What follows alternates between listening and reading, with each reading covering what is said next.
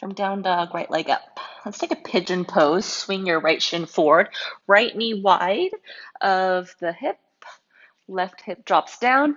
If the right hip is really high off the ground, go ahead and slide your block underneath your sitting bone here, or stick a pillow or roll a blanket. And then tent your fingertips off the mat here and proudly lift up through the chest. Good. And then let the belly drop down, and the forehead will drop down last. And let's roll it up. Lift the belly, lift up through the back of the heart. Let the head be the last. Drop the belly, drop the chest, drop the forehead on the breath out. Inhale, belly rises, heart rises, then head. Exhale, belly falls, heart falls, head falls. One more time. Inhale to lift, belly, chest, then head. And then one more time, coming down. And then settle your way into your pigeon pose here. You can reach your arms out long in front of you. And if the ground is far away, you can stay elevated here on your forearms. You can put your blocks under your forearms so you're higher up. And just take a moment here to adjust so that you press down onto the top of the left thigh and energetically draw your right knee back. It's not going to move, but it's going to re-level the low back. And then breathe into the shape here. Deep hip opening work happening here. You can stay if you want to work on the hip opener. If you need more back bend, then walk your hands in. Let's take the bind.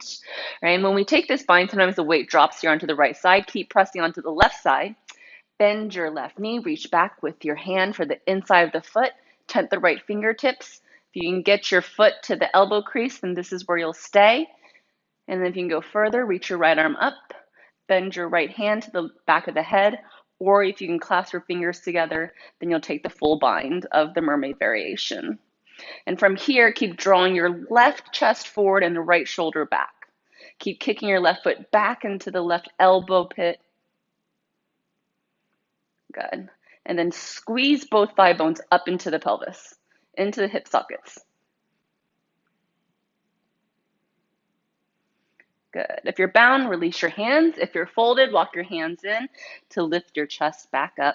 Swing your left leg around in front of you. Right hand behind you, stargazer it up.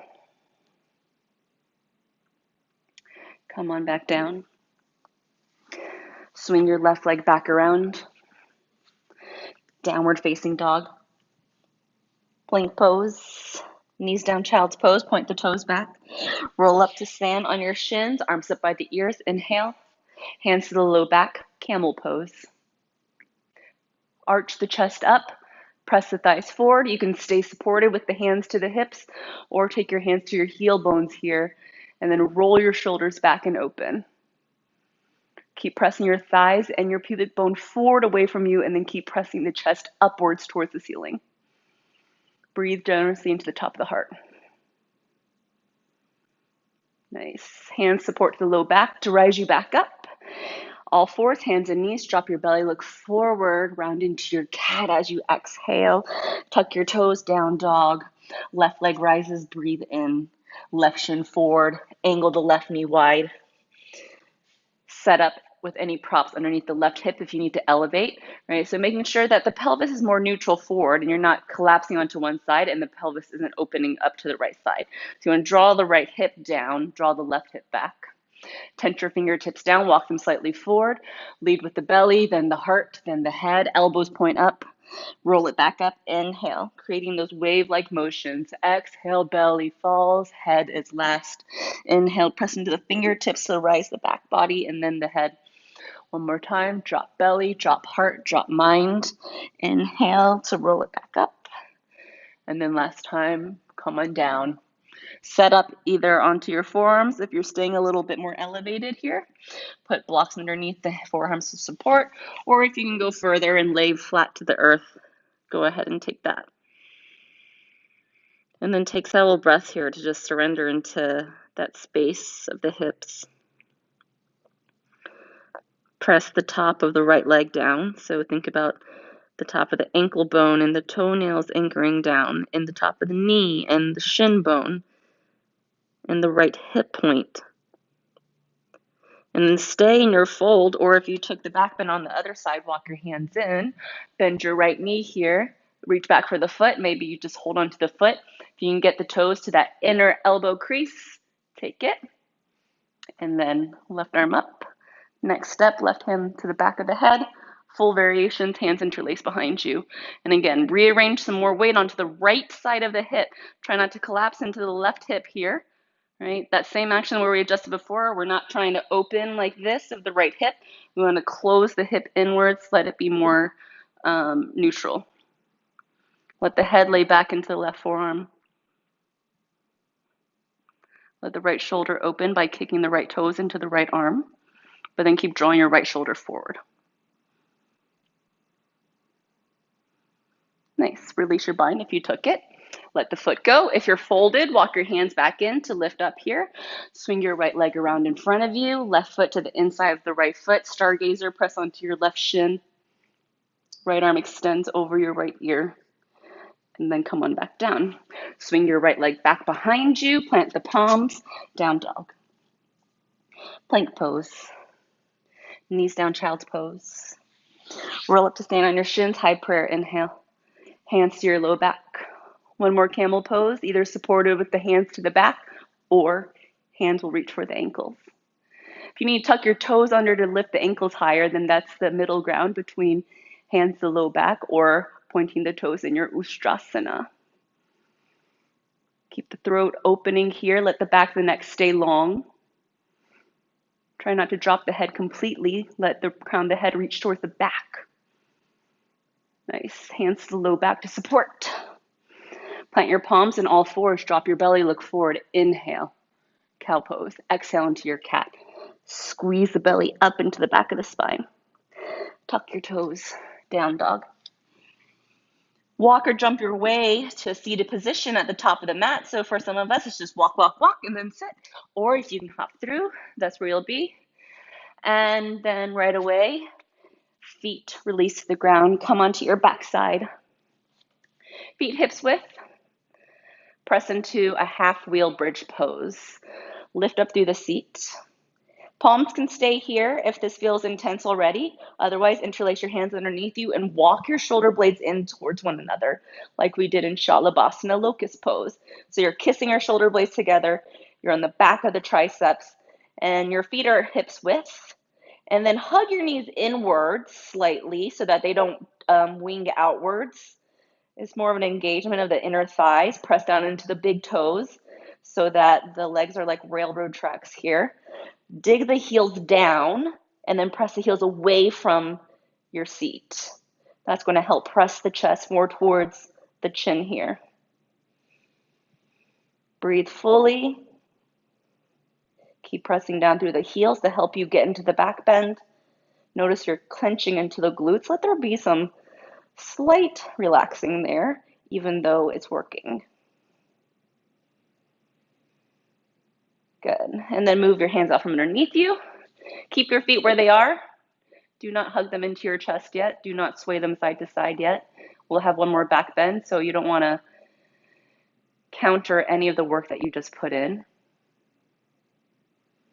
Just take a breath or two here to regather and reset. And if that last back bend felt intense and like it was your edge, then you'll take it again. If you're going further, full wheel, hands next to your ears. Press on up. Yogi's choice, right? If this is too much for you, then you'll take the variation we just did in the half wheel with the back of the head down on the mat. If you're in your full wheel, same action. Knees are slightly hugging in here so that they don't bow out to the side. Press your heart towards the back of your mat. Press down through the heel bones. Good. Come on down. Now, everybody, hug your knees wide into your shoulders and rock it side to side. This is our forward bend today. Just nice and simple. So you can get the thighs to get heavy and towards the chest and towards the ribs. Good. And after a few rocks there, if you prefer to take the knees together and get into a more compressed child's pose shape, then take the knees together and wrap your forearms in front of the knees and rock it a little more here side to side. And then stop rocking. Keep your eyes closed. Keep hugging yourself in. So you can keep the shoulders heavy. And just lay here for a moment as you hug your knees into your chest and get as small as you can. Drawing all the energy into center.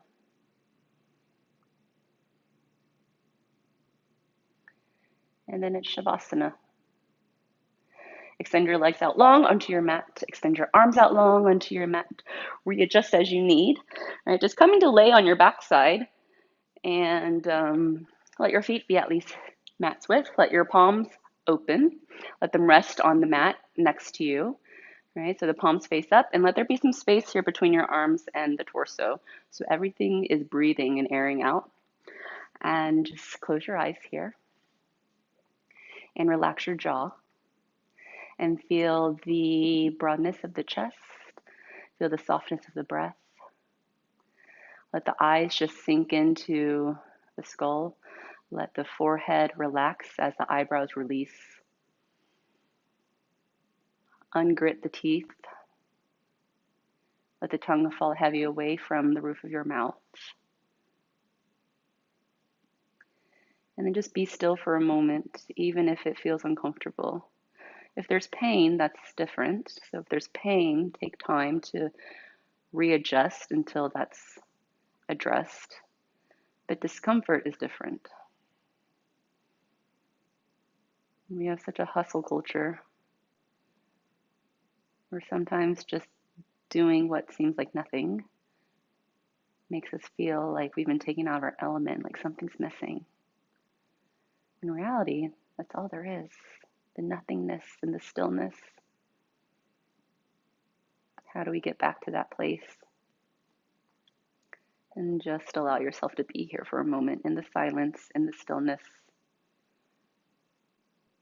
letting go of all control, letting control of the physical body, letting control of the breath.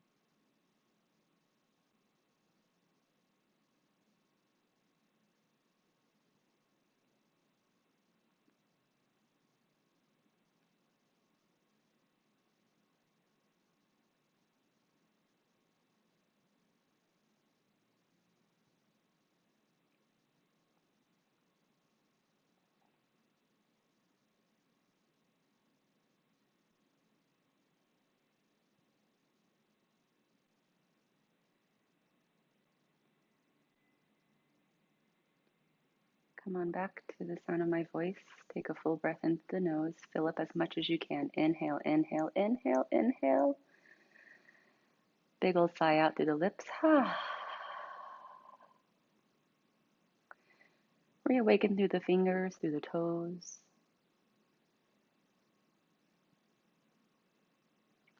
Rebend your knees and step your feet back into the mat.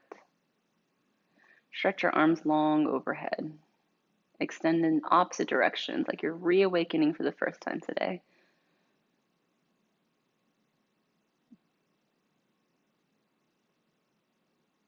Tilt over onto your right side and take a pause here as you lay on your side in this fetal position, cradling yourself and holding yourself. Eyes stay closed. Stay on the path of the inward journey here. Don't yet rob yourself of experience by taking yourself out of it too suddenly. And then hands to the ground to press you up to sit. Find your comfortable cross-legged seat of your choice, Sukhasana, whatever that looks like for you. Nobody's watching. The only person that you're held accountable to right now is yourself. And then let your palms meet in a prayer at the center of your heart and reach the heart up into your thumbs. Let their shoulders roll back and down.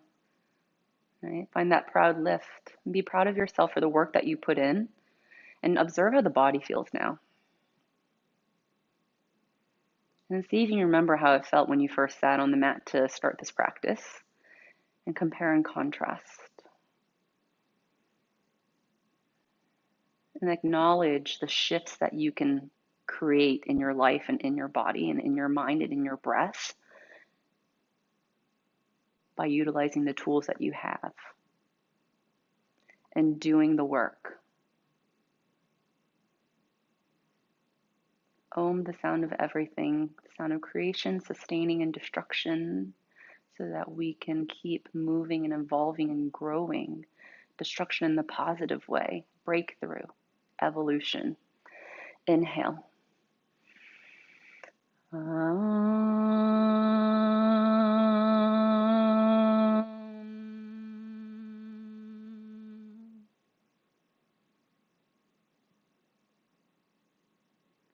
Let that just linger there for a moment as the body bathes in the vibration of the original sounds of the universe. Pray up to your third eye. Honor your inner wisdom, inner teacher. Keep holding yourself accountable to yourself. And then bow your way down. Namaste, yogis. Beautiful work. Thank you so much for showing up in your practice for yourself, for me, for whoever needs the healing the most. Send that intention out. And if it's yourself that needs it the most, for sure, take care of your own being with the same intention and care and fullness that you do of others. See you on this mat soon.